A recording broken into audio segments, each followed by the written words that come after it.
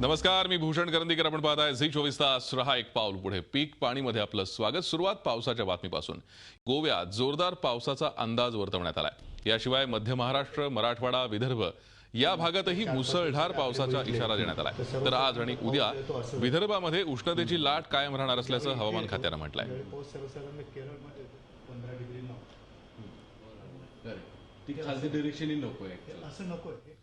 एकीकडे हवामान खात्यानं पावसाचा अंदाज वर्तवला असला तरी कोकणात सध्या वेगळीच परिस्थिती आहे. कोकणात काही ठिकाणी मान्सूनपूर्व पावसानं हजेरी लावल्यानं शेतकऱ्यांनी पेरणी केली होती. रत्नागिरी जिल्ह्यात जवळपास 75% पेरणी पूर्ण झाली आहे. वेळेवर मान्सून येईल या आशेनं शेतकऱ्यांनी पेरणी केली, मात्र मान्सून लांबला आणि त्यामुळे मान्सूनपूर्व पेरण्या जळून जाण्याची शक्यता निर्माण झाली आहे. शेतकरी चातकासारखी पावसाची वाट पाहतोय. या चिंताग्रस्त शेतकऱ्यांशी बातचीत केली आमचे प्रतिनिधी प्रणव पोळेकर यांनी. काही ठिकाणी मान्सूनपूर्व पावसाच्या सरी झाल्या. त्या सरीमध्ये इथल्या शेतकऱ्यांनी पेरण्या पूर्ण करून घेतल्या, मात्र आता जे उगवलंय ते जगवायचं कसं अशी परिस्थिती इथल्या शेतकऱ्यांवर आली आहे. कारण जे उगवलंय ते सुकायच्या मार्गावर आहे. कारण गेल्या 2 दिवसांपासून कोकणामध्ये भयंकर उन्हाळा आणि उकाडा जो आहे तो पाहायला मिळतोय. मोठ्या प्रमाणात ऊन पाहायला मिळतंय. आपल्यासोबत इथले शेतकरी आहेत, आपण त्यांच्याकडनं जाणून घेऊया. काका, काय परिस्थिती आहे सध्या शेतामध्ये आणि कशा पद्धतीनं सध्या इथं तुम्ही जे पेरलात आहे किंवा जे उगवलंय त्याची परिस्थिती सध्या काय आहे? सध्या आम्ही पेरलेलं आहे, पण त्यांना पावसाची गरज आहे. पाऊस पडत नाही, ऊन पडते, त्यामुळे पेरलेले आहे ते सुकत चालले. आणि जे आता तुम्ही फोड करताय, त्या फोड केल्यानंतर सध्याची काय परिस्थिती होऊ शकते जर पाऊस पडला नाही तर? फोड केलेली आहे, पण अजून चालू आहे आमचे फोड. पण फोडमध्ये जर पाऊस नाही पडला तर सर्व कडक जमीन होऊन जाईल. आणि जे आता उगवलंय, गेल्या 2 दिवसांपासून पाऊस नाही पण आता उगवलंय, त्याची परिस्थिती सध्या काय होईल? त्याची परिस्थिती अशी होणार की ती सर्व रोप पेरलेले सर्व फुकट जाणार. परत पेरून काय परत शेती होणार नाही, काही नाही. गेल्या वर्षी काय परिस्थिती होती? गेल्या वर्षी कशा पद्धतीने तुम्हाला ही दुष्काळ सहन करावा लागला? गेल्या वर्षी गणपतीच्या नंतर पाऊस गेला, सर्व भात शेती लावलेली होती, पण ती सर्व सुकून गेली. गेल्या वर्षी सारखी यावर्षी बी काय परिस्थिती येते काय सांगू शकत नाही. गेल्या वर्षी गणपतीच्या नंतर पावसानं जे आहे ते पाठ फिरवल्यानंतर इथली रोपं जी आहे ती सुकून गेली होती.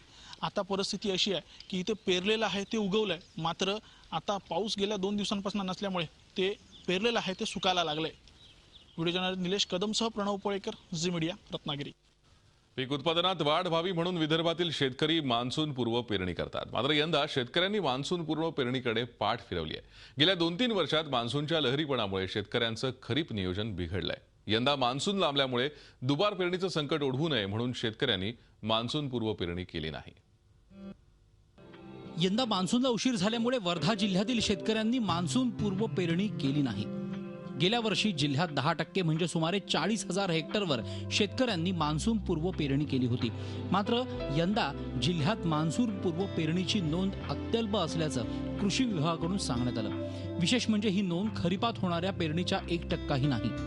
दरवर्षी हे प्रमाण जास्त आहे, पण यावर्षी जवळपास जिल्ह्यामध्ये जर पाहिलं तर साधारणतः एक 1200 ते 1500 हेक्टरवर धूळ पेरणी आतापर्यंत झालेली आहे. मृग नक्षत्राच्या पहिल्या सरी कोसळण्यापूर्वीच शेतकरी मान्सूनपूर्व पेरणी करतात. यंदा मात्र चित्र बदललंय. मान्सूनचं चिन्ह कुठेच दिसेना, त्यामुळे शेतकऱ्यांमध्ये संभ्रम निर्माण झालाय. पेरणी झाल्यानंतर आवश्यक कालावधीत पाऊस न झाल्यास बियाणं जमिनीत दबून जातं आणि त्याची मोड होण्याचा धोका निर्माण होतो. उत्पन्नात वाढ होण्याच्या दृष्टीनं शेतकरी मान्सूनपूर्व पेरणी करतात. मात्र मान्सून वेळेवर आल्यास दुबार पेरणीचं संकट ओढवण्याची भीती शेतकऱ्यांना सतावते.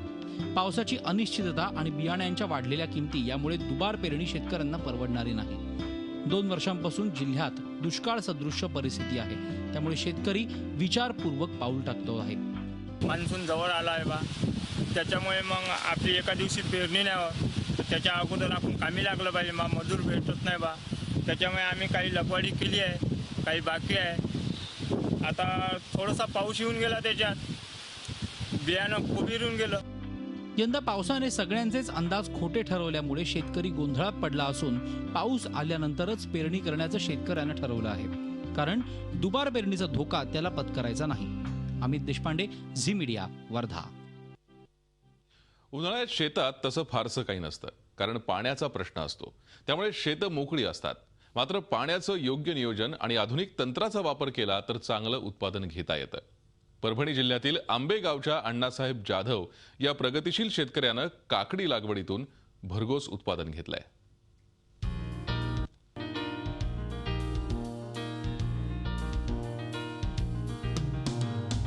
काकडीने लगडलेली ही शेती आहे मानवत तालुक्यातील आंबेगावचे रहिवासी असलेले अण्णासाहेब जाधव या प्रगतिशील शेतकऱ्याची.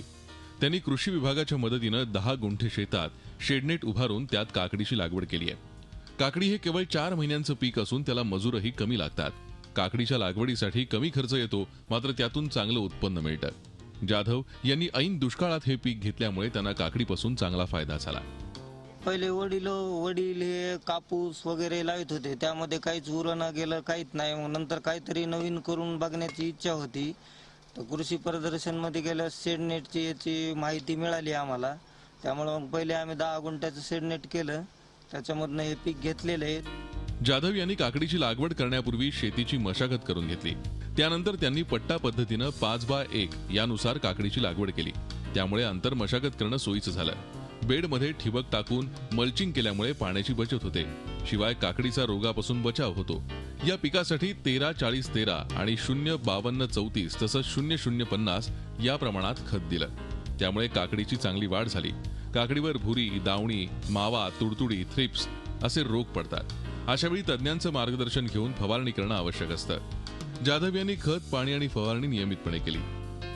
याच्यावरती टेम्परेचरमुळे भुरी, दावणी आणि थ्रिप्स, मावा, तुडतुडे यासाठी आम्ही मॅजिस्टर, ओमाइड ह्याचे स्प्रे घेतलेले आहेत. आणि खताचं नियोजन पहिले बेडमध्ये शेणखत भरलेलं आहे आणि नंतर दर 1 दिवस आड करून 3 किलो खत आम्ही सोडतो त्याला.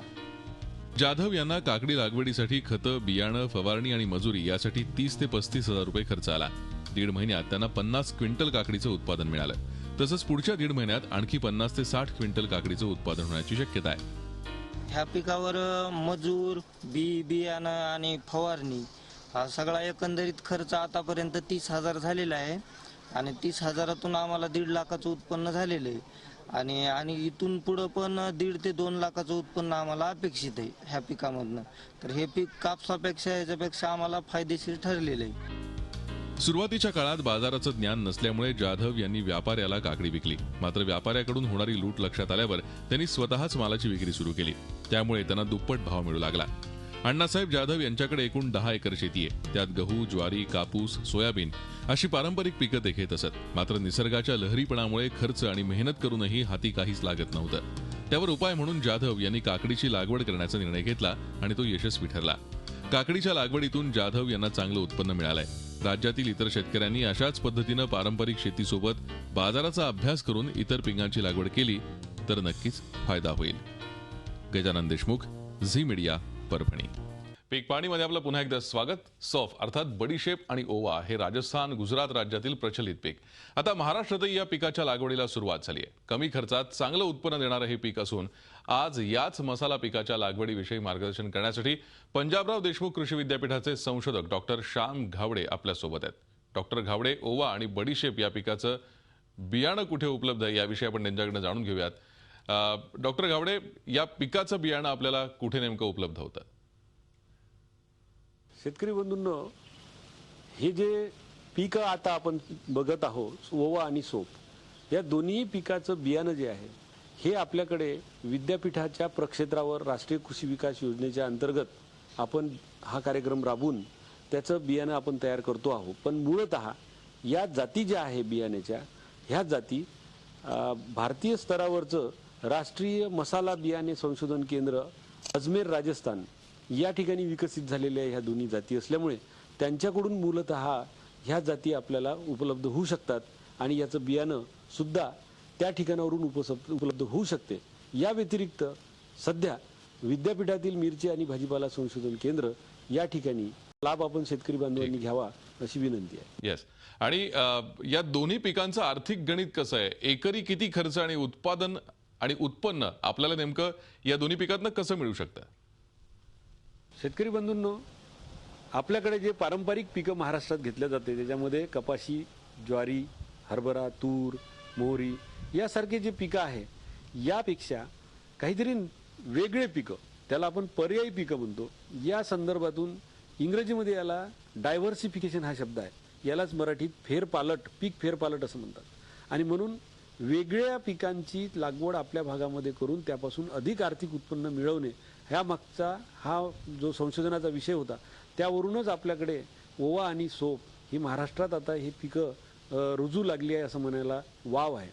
शेतकरी बंधूंनो, या पिकापासून एका एकराचा जर आपण आर्थिक ताळेबंद बघितला तर साधारणपणे आपल्या भागामध्ये या पिकांना असलेला बाजारपेठ आणि त्यामध्ये गेल्या 3 ते 4 वर्षात मिळालेला त्याला प्रति क्विंटल मिळालेला दर हा जर लक्षात घेतला तर साधारणपणे 8 ते 10 हजार रुपये प्रति क्विंटल एवढा ओव्याला दर आहे. आणि सोपीच्या बाबतीत जर विचार केला तर सोपीमध्ये जे अनेक प्रकार आहेत, त्याच्यामध्ये लखनवी सोप असेल, गोड सोप असेल, जाडी सोप असेल, पानपट्टीवर असणारी सोप असेल, हे जे प्रकार असतात या प्रकारानुसार एका क्विंटलला 6,000 पासून तर 10,000 रुपयेपर्यंत एवढा भाव सोपीला सुद्धा मिळतो. आणि म्हणूनच एका एकरातून जर आपल्याला 4 ते 5 क्विंटल ओवा किंवा 4 ते 5 क्विंटल जर सोप मिळाली तर निश्चितपणे या पिकापासून आपल्यास कमीत कमी 60 ते 70 हजार रुपये एवढं उत्पन्न आपल्याला मिळू शकते. खरं डॉक्टर, आपण किती उत्पन्न मिळू शकतो हे आपण पाहिलं, मात्र या पिकांची लागवड करताना नेमकी काळजी काय घ्यावी लागेल? सोप आणि ओवा हे दोन्ही पिकं मसाला बियाणे पिकं असल्यामुळे आणि या दोन्ही पिकाला लागवडीची जी खोली आहे ही खोली अत्यंत कमी म्हणजे 2 ते 2.5 सेंटीमीटर एवढी फक्त पाहिजे असल्यामुळे जमीन तर आपण भुसभुशीत केलेलीच आहे, परंतु 2 ओळीतलं अंतर जे आहे हे 2 ओळीतलं अंतर जमिनीचा मजदूर पाहून कमी जास्त होऊ शकते. म्हणून विद्यापीठाने शिफारस केली की ज्या जमिनीचा मजदूर चांगला आहे, जी जमीन अत्यंत पाणी धरून ठेवण्यास सक्षम आहे, अशा जमिनीमध्ये 2 ओळीतली अंतर हे 2.5 फुटापर्यंत ठेवायचं आहे. आणि 2 झाडातलं अंतर जेव्हा आपण टोकन पद्धतीने याची लागवड करतो त्यावेळेला ते 1 ते 1.5 फूट ठेवायचं आहे. म्हणजेच 2 झाडातलं अंतर आणि 2 ओळीतलं अंतर ही जी बाब आहे ही जमिनीच्या मजदूरावर अवलंबून आहे. जमीन जर मध्यम आहे किंवा जमीन जर हलकी आहे पण पाण्याची सोय आहे अशा शेतकरी बांधवांसाठी मात्र या ठिकाणी आपल्याला नमूद करायचं पाहिजे की याची लागवड करत असताना 2 ओळी आणि 2 झाडं एवढंच हे न ठेवता 2 ओळीमध्ये पेरणी पद्धतीने याची लागवड करत असताना याच्यामधलं अंतर हे 2 फुटापर्यंत ठेवायचं आहे. बरोबर आहे. मात्र या पिकांना नेमका किती कालावधी लागतो हातात येण्यासाठी? कारण हा कालावधी माहीत असणं शेतकऱ्यांना अत्यंत आवश्यक आहे. सोप आणि ओवा हे दोन्ही मसाला बियाणे पिकं जे आहेत या पिकांचा जो कालावधी आहे हा कालावधी हा साधारणपणे 140 ते 160 दिवसाचा कालावधी आहे लागवडीच्या दिनांकापासून. परंतु लागवडीचा हंगाम जो आहे तो मात्र वेळेप्रमाणे, जागेप्रमाणे, जमिनीप्रमाणे हा बदलू शकतो. आणि म्हणूनच विद्यापीठाच्या शिफारसीनुसार या पिकाची लागवड ही मुख्यतः रब्बी हंगामात घेतल्या जात असल्यामुळे ऑक्टोबर महिन्याच्या शेवटी किंवा नोव्हेंबर महिन्याच्या पहिल्या आठवड्यात या पिकांची लागवड केल्या जाऊ शकते.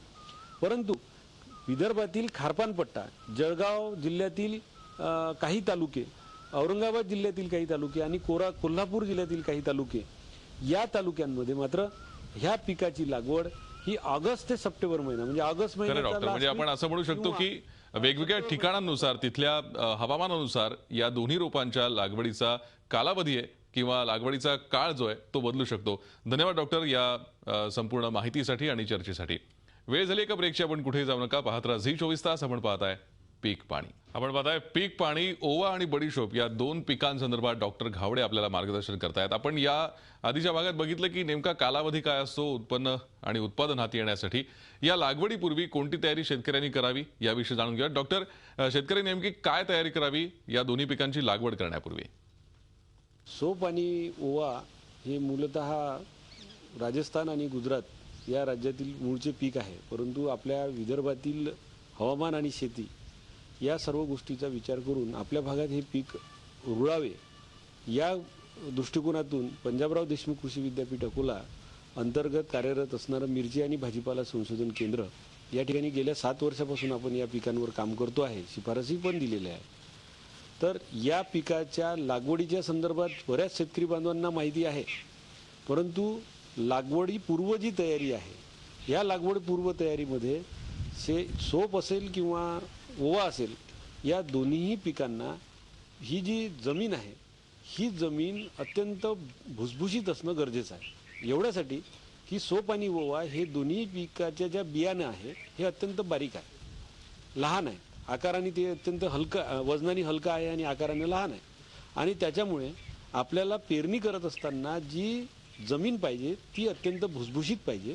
आणि जेणेकरून एकदा पेरणी झाल्यानंतर जोराचा पाऊस आला किंवा हलका पाऊस आला तर त्या पिकाला त्या पाण्याची ओल पोचली पाहिजे, एक. बरोबर आहे. आणि दुसरं, जर जोराचा पाऊस आला तर ते माती त्या पिकावर पडून, बियाण्यावर पडून ते पीक दबायला नको. खरंय. थोडक्यात आपण काय काळजी घ्यावी लागवडीपूर्वी हेही आपण आता डॉक्टर घावडे यांच्या उत्तरातनं पाहिलं. धन्यवाद डॉक्टर घावडे या सविस्तर चर्चेसाठी आणि माहितीसाठी. पीक पाणीमध्ये आज इथेच थांबतोय. ताज्या बातम्यांसाठी पण पाहत राहा झी 24 तास. रहा एक पाऊल पुढे. झी 24 तास रहा एक पाऊल पुढे.